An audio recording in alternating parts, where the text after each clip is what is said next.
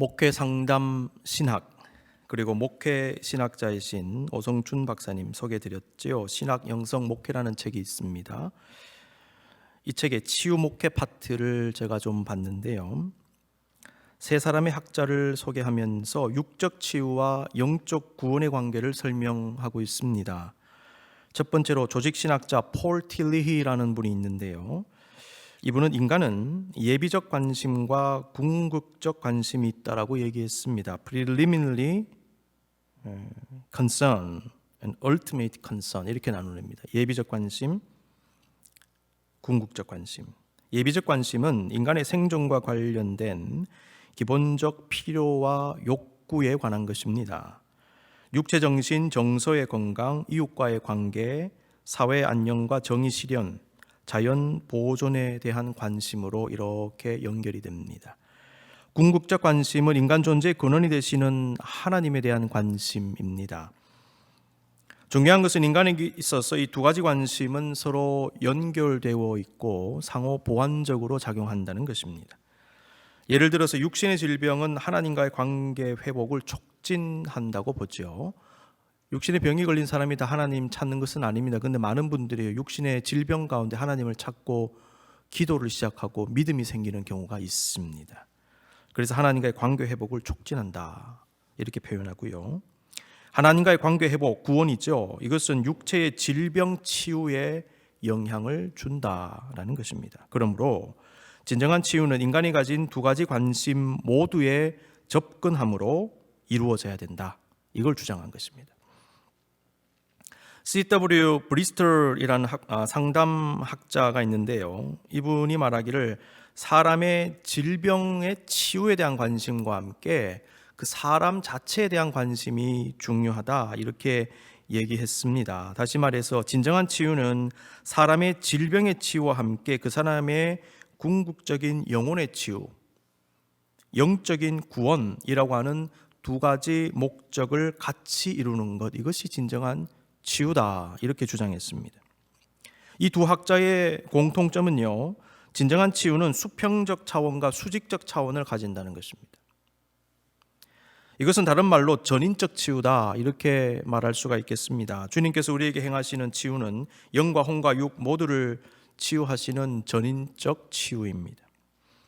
주님은 하나님과의 관계 회복을 통한 구원을 원하시며 그 구원의 은총 가운데 우리의 육체와 마음의 문제도 치유하기를 원하십니다.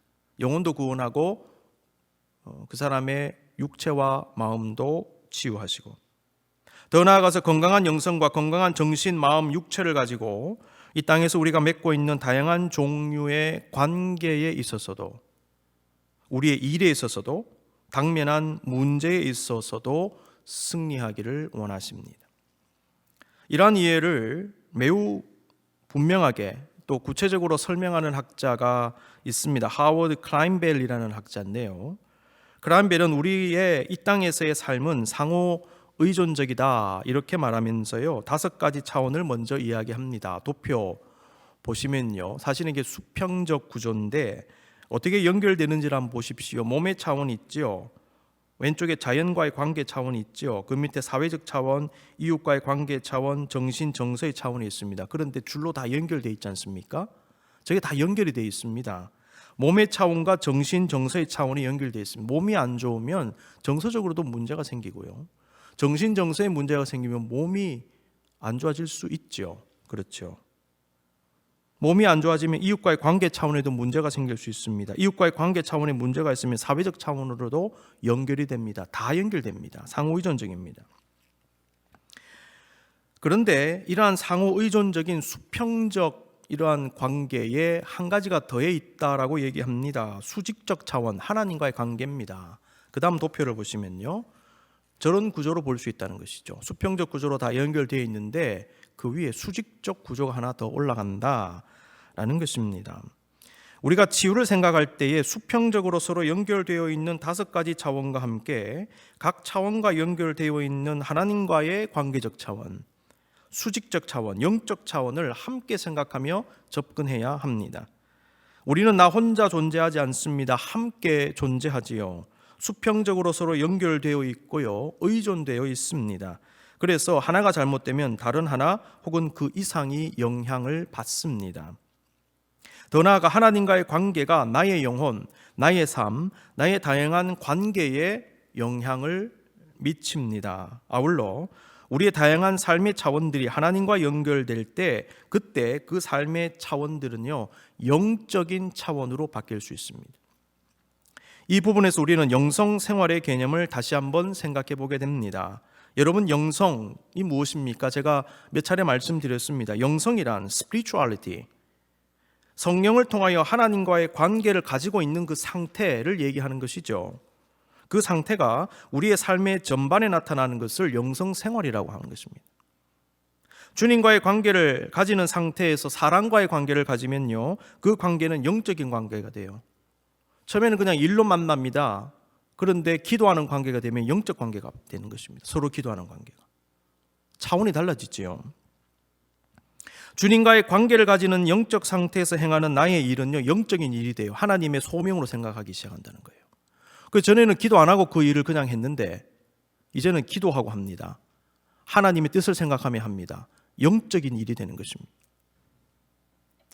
중요한 것은 우리의 존재는 이러한 수평적 그리고 수직적 차원이 서로 연결되어 있고 서로 의존되어 있다라는 것이죠. 그러므로 우리를 위한 하나님의 치유의 역사는 이러한 관계적 구조 속에서 이루어진다는 사실을 우리는 이해할 수 있어야 합니다.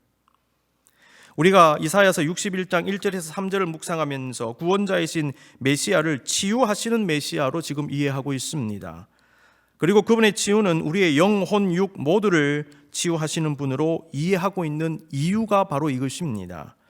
아울러 주님의 치유를 기도하면서도 주 안에서 우리 스스로가 행해야 할 일들이 있음을 강조하는 이유도 바로 이것입니다. 수직적 차원이 있고 수평적 차원이 있고 이것이 연결되어 있기 때문에 주님께 맡길 일, 기도할 일이 있고 주님의 힘을 받아 우리가 해야 될 일이 있다라는 것이죠.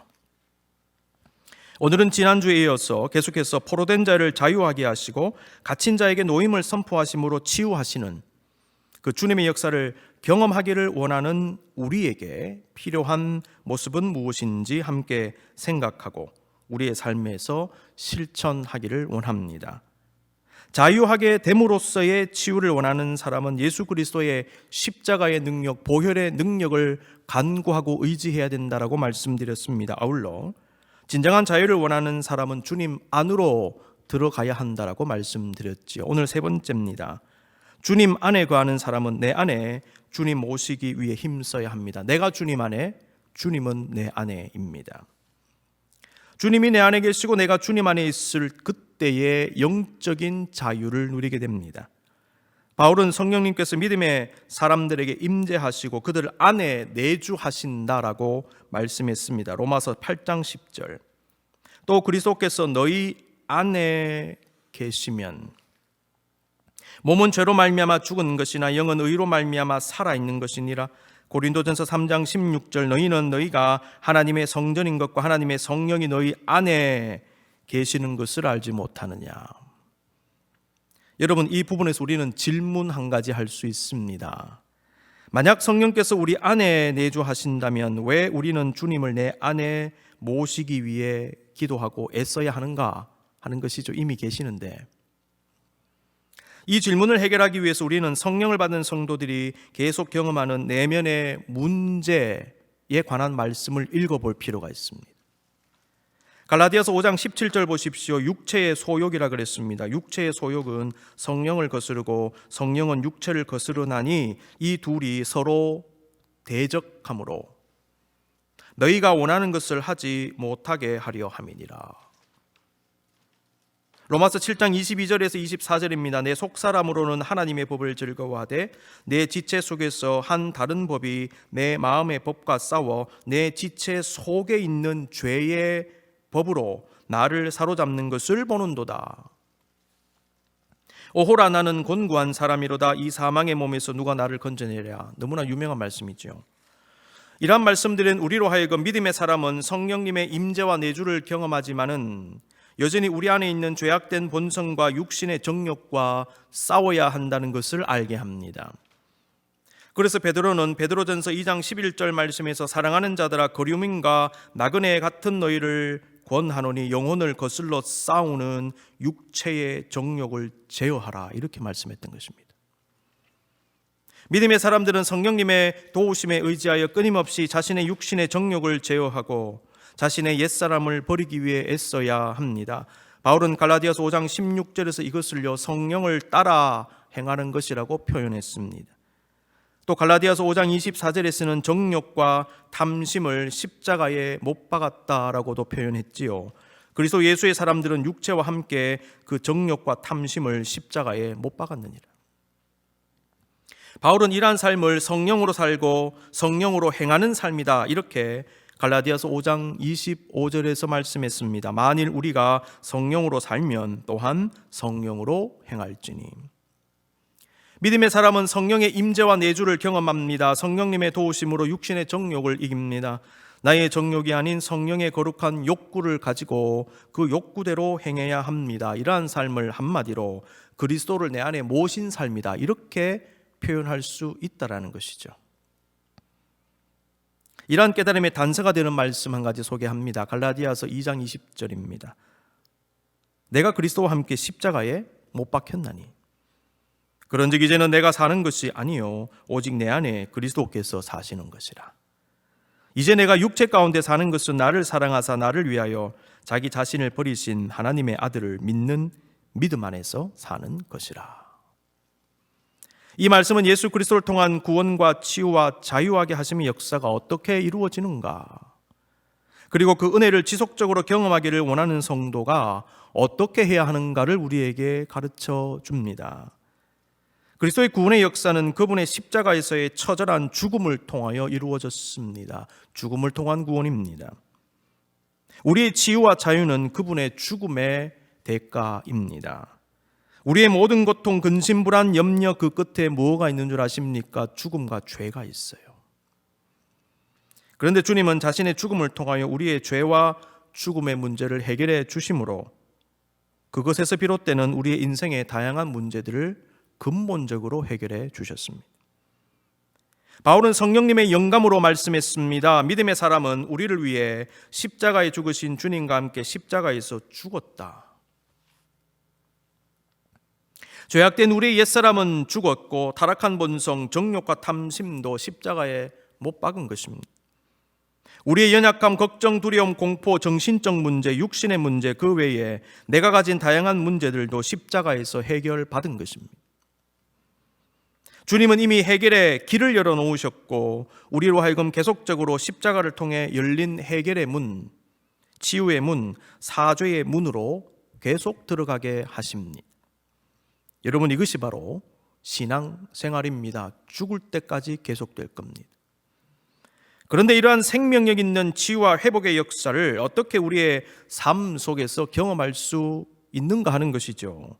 성경은 우리가 매일같이 십자가에서 영적으로 죽어야 함을 가르칩니다. 영적으로 죽어야 한다.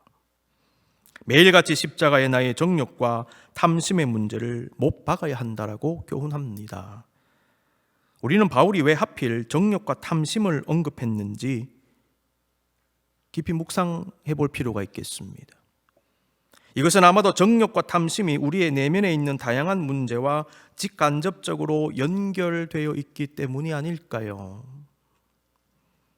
갈라디아서 5장 24절에서 말하는 정욕이라고 하는 것은요, 인간이라면 누구나 가지는 자연적인 욕구를 넘어선 것입니다. 왜곡되고 변질된 욕구입니다.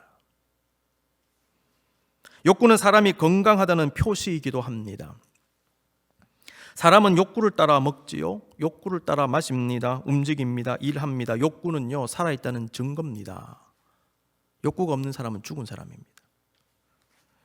그런데 그 욕구가 왜곡될 때 죄의 원인이 됩니다. 정욕은 탐심으로 이어질 것입니다. 그런데 희한하게 정욕과 탐심은요, 상호작용을 합니다. 정욕이 강할수록 탐하는 마음이 커집니다. 만약 우리가 정욕과 탐심을 제어하지 못하면 그것에 갇힙니다. 그것에 끌려다니기 시작할 겁니다. 우리가 가지고 있는 다양한 내면의 문제는 많은 경우 우리의 욕심과 연결되어 있다는 사실 한번 깊이 묵상해 보십시다. 인생을 살면서 우리는 종종 사는 것이 왜 이래 힘드나 이런 생각을 할 때가 있어요. 좀 힘들다. 삶이 힘든 이유는요, 내가 하는 일이 힘들기 때문이기도 하겠지요. 어떤 문제가 일어났기 때문일 것입니다. 고난 때문입니다. 혹은 나를 힘들게 하는 어떤 사람들 때문이기도 합니다. 그런데 또 많은 경우에 내가 힘듦을 느끼는 이유는요, 나 스스로가 가지는 욕구 불만 때문이기도 합니다. 여러분, 욕구 불만이 뭡니까? 말 그대로 내 욕구가 충족이 안 되는 겁니다. 그러니까 불만하는 거죠. 누구나 욕구가 있습니다. 그것이 충족이 안 되면 누구나 불만이 생깁니다. 그런데 우리가 주목할 부분은요, 욕심이 많을수록 욕구 불만이 커진다는 겁니다. 우리는 내가 원하는 것을 다 이루며 살 수 없지요. 몇 주 전에도 말씀드렸습니다. 어떻게 내가 원하는 걸 다 이루며 삽니까? 근데 내가 원하는 것을 얻지 못할 때 우리는 좌절하고 불만을 가집니다. 그런 상황 속에서 욕심이 많아버리면요, 내가 원하는 것들이 늘어나지요. 내가 원하는 것들이 늘어날수록 좌절도 커지고 불만도 커지는 법입니다. 3개를 내가 원했습니다. 3개. 그런데 2개만 얻으면요, 얻지 못한 하나로 인해서 좌절하고 욕구 불만 가질 수 있죠. 여러분, 그런데요, 10개를 원한다고 생각해 보십시오.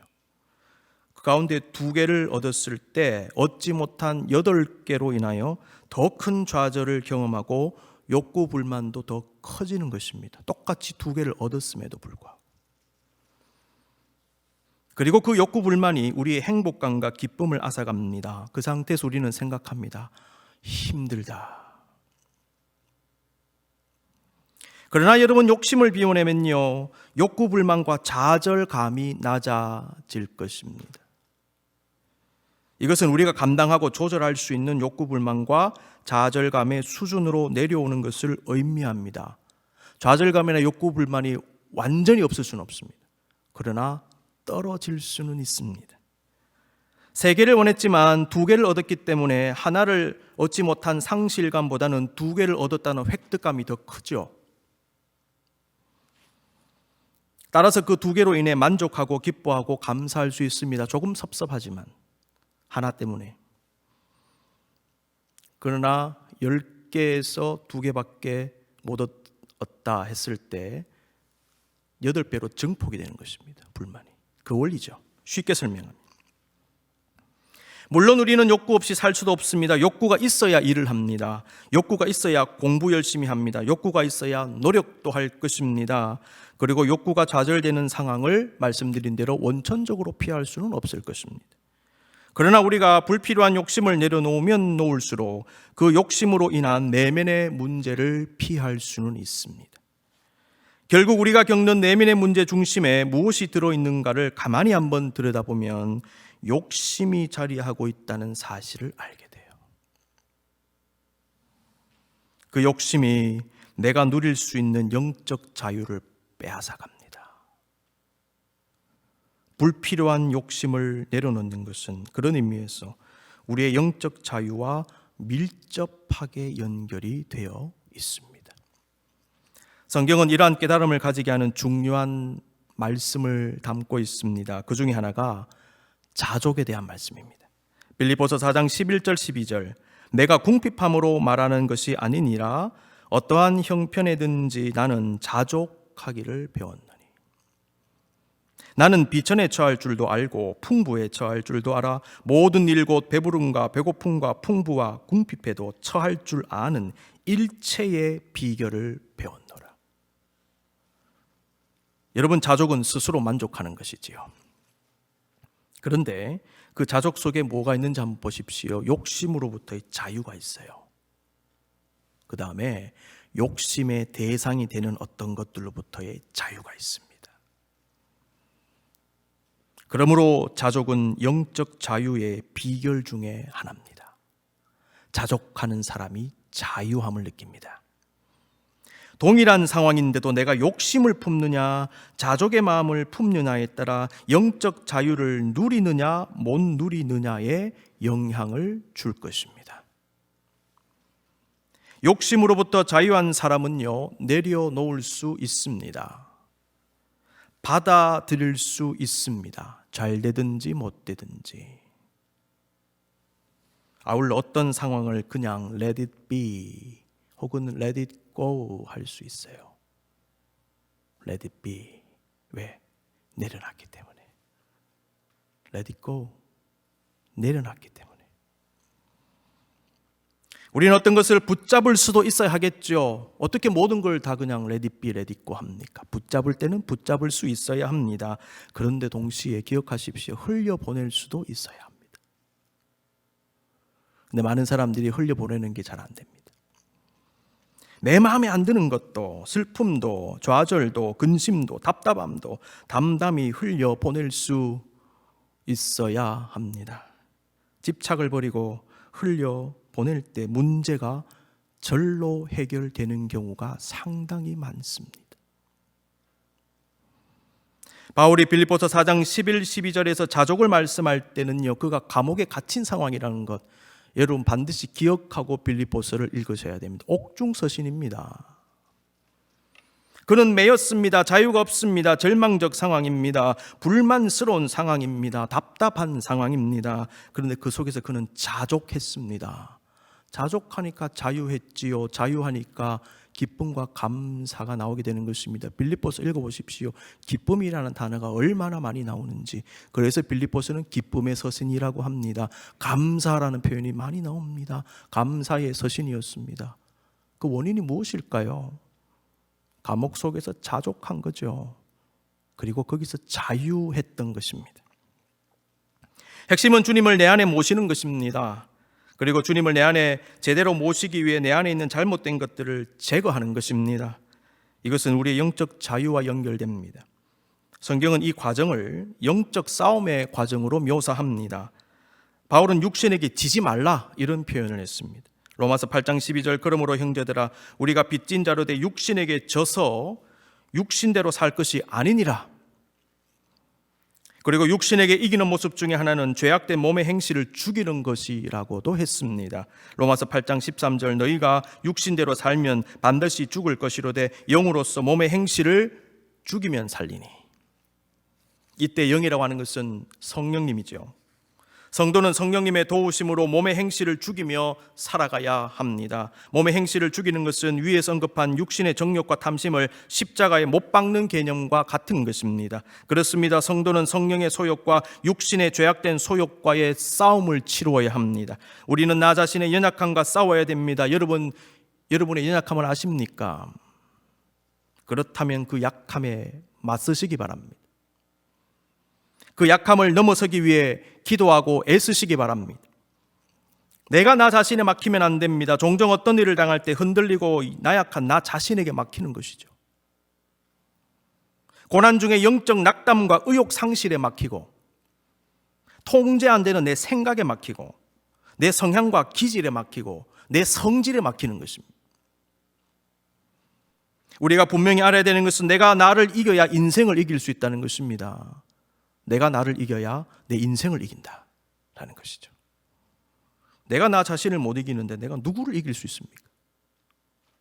자기는 못 이기면서 남을 자꾸만 이기려고 하잖아요. 그 전에 나를 이겨야 된다는 것이죠. 결국 인생은 주님과의 동행입니다. 동시에 문제 많은 나 자신과의 싸움입니다. 그러므로 우리는 주님을 내 안에 진정으로 모시고 품으며 붙잡고 살기 위해 주님께 기도하면서 필사적인 노력을 다해야 합니다. 성도는 매 순간 주님을 불러야 됩니다. 매 순간 주님을 내 마음에 품기 위해 의식적인 노력을 해야 됩니다. 이러한 삶에 도움을 주는 기도 방법 중에 하나가 예전에 제가 영성학 강의할 때 말씀드린 동방교회에서 실천하는 예수 기도입니다. Jesus Prayer. 하나님의 아들 주 예수 그리스도시여 저를 불쌍히 여기소서. 혹은 줄여서 주 예수 그리스도시여 저를 불쌍히 여기소서. 여기에 모든 게 들어있습니다. 이 기도는 우리의 주님 되신 예수 그리스도를 끊임없이 갈망하는 기도입니다. 그분의 존재와 삶과 구원의 역사를 묵상하는 것입니다. 주님은 주님이시죠. 하나님의 아들이시죠. 우리를 구원하셨죠. 십자가에 죽으셨죠. 모든 게 들어있어요. 이 기도를 통해서 주님의 생애를 묵상하는 것입니다. 그리고 주님을 끊임없이 내 심령 중심에 모시는 기도입니다. 이 기도는 골방에서 집중적으로 1시간, 2시간 이상씩 드릴 수 있습니다. 그리고 나의 일상의 삶 속에서 일하면서 드립니다. 공부하면서 드립니다. 길을 걸으면서도 드릴 수 있습니다. 주 예수 그리스도시여, 저를 불쌍히 여기소서. 근심 걱정 몰려올 때 주 예수 그리스도시여, 저를 불쌍히 여기소서. 분노가 생길 때 주 예수 그리스도시여, 저를 불쌍히 여기소서.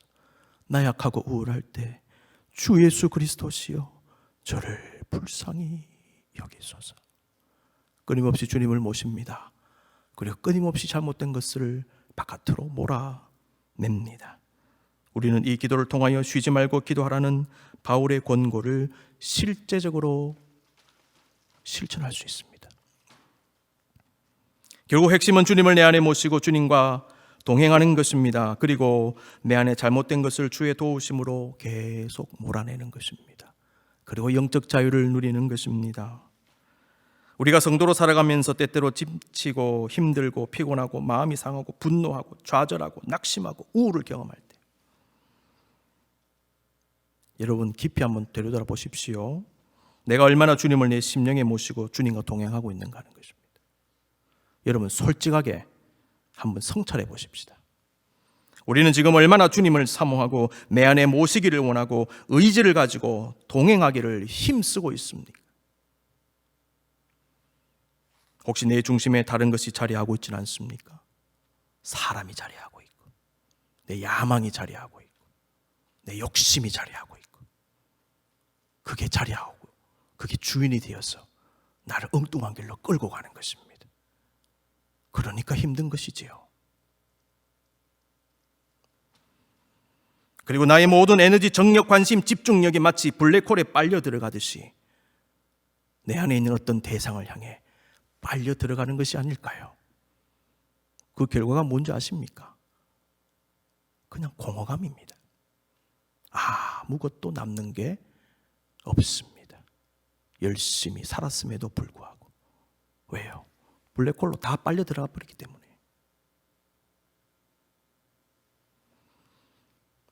끝으로 토마스 아킨피스가 그리스도를 본받아라고 하는 자신의 책에서 오늘 우리가 묵상한 부분에 대해서 정확하게 언급한 내용이 있어서 제가 여러분에게 소개하고 말씀을 마치겠습니다. 이 글을 읽는데 제가 오늘 설교의 핵심과 너무나 잘 연결이 되어서 깜짝 놀랐습니다.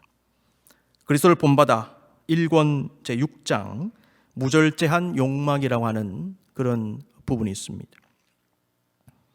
어떤 것에 대하여 지나친 욕망을 품게 되면 그 즉시 그 사람은 불안해지게 됩니다. 여러분, 욕심이요 사람을 불안하게 만듭니다.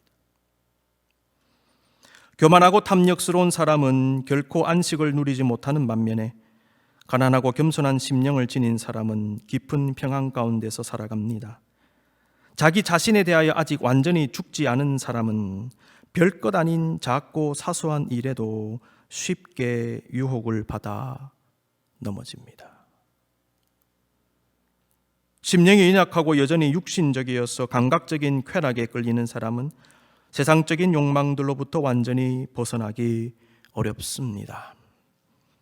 그래서 그런 사람은 그 욕망들을 채우지 못하면 우울해하고 그 욕망들을 채우는 것을 누가 반대하면 쉽게 분노합니다. 욕심이 많으면 쉽게 우울해지고요. 쉽게 분노합니다. 사람이 자신이 끌리는 대로 행하였다면 그 즉시 양심의 정죄를 받아 괴로워하게 됩니다. 왜냐하면 그것은 자신의 욕망을 채울 것일 뿐이고, 욕망을 채운다고 해서 자신이 원하였던 평안을 얻을 수 있는 것은 결코 아니기 때문입니다. 욕심은 우리에게 평안을 가져다 주지 못합니다. 따라서 마음의 참된 평안은 욕망을 채울 때가 아니라 욕망을 대적할 때에 찾아옵니다. 영적 싸움 말씀드렸죠. 그러므로 육신을 따라 살아가면서 외적인 일들에 몰두하는 사람의 마음에는 평안이 없는 반면에 성령을 따라 그 마음으로 하나님을 열렬히 섬기는 사람의 마음에는 평안이 있습니다. 쓸데없는 것 몰아내고 주님 모시는 사람, 그 사람이 심령의 자유를 누리고 그 자유에서 평안이 임하게 되는 것입니다. 사랑하는 성도 여러분, 우리를 자유하게 하심으로 치유하시는 주님을 이 시간 내 안에 모셔드리십시다. 눈을 감을까요? 주여, 우리를 불쌍히 여기시고 내 심령에 좌정하옵소서. 나를 속박하며 얽어매는 정욕과 욕심을 비롯한 수많은 나 자신의 문제들과 싸우고 제거해 나가게 하옵소서. 너무나 욕심이 많습니다. 나의 탐욕을 불쌍히 여기시옵소서. 흘려보내게 하옵소서. 몰아내 주시옵소서. 그리고 자유하게 하옵소서. 주님은 내 안에 있는 그 한계를 넘어서게 하십니다. 주님은 나의 한계를 넘어 역사하십니다.